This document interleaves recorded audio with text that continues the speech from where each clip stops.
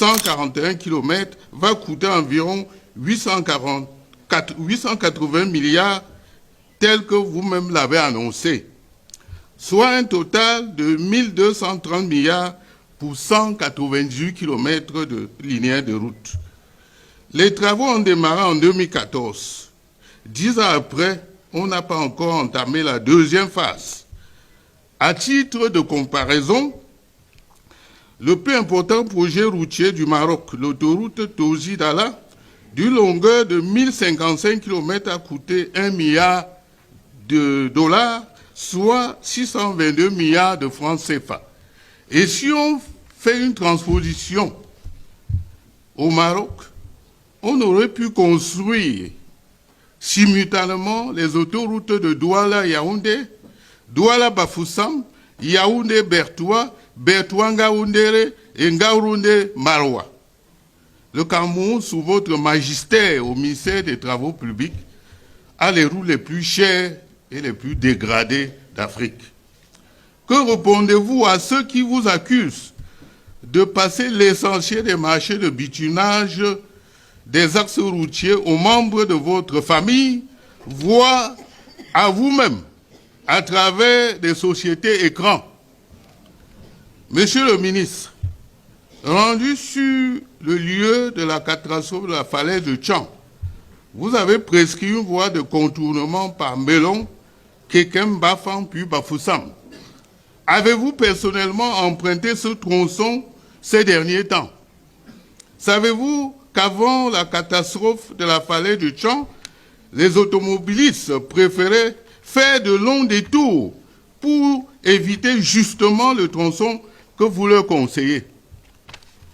Où en êtes-vous avec vos péages surfacturés, construits sur des routes dégradées? N'aurait-il pas valu mieux inverser les priorités en construisant d'abord les routes, puis les péages par la suite?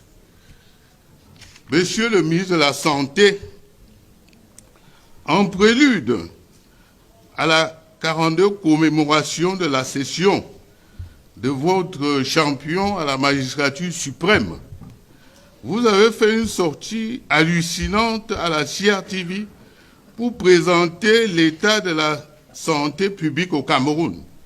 Vous avez déclaré, je vous cite, « Le plateau technique que le Cameroun a aujourd'hui sur l'ensemble des 10 régions, c'est le même plateau technique que vous pouvez avoir à l'hôpital américain de Paris.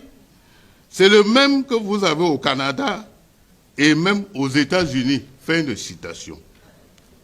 Pouvez-vous expliquer à la représentation nationale pourquoi certains de vos collègues snobent le Cameroun qui, selon vous, est devenu un paradis médical pour se faire soigner à l'extérieur, parfois même pour des infections bénignes? Savez-vous que les évacuations sanitaires coûtent chaque année des milliards aux pauvres contribuables camerounais? Il faut arrêter avec ces provocations, monsieur le ministre. Et surtout, ne vous méprenez pas. Personne n'a oublié que vous êtes l'artificier principal du Covid-Gate, le maître d'ouvrage de ce qui s'apparente à un crime contre l'humanité. Vous êtes toujours en liberté malgré l'excellent rapport de la Chambre des comptes. Vous êtes en liberté parce que vous êtes protégé par la mafia des hautes institutions. Je vous remercie.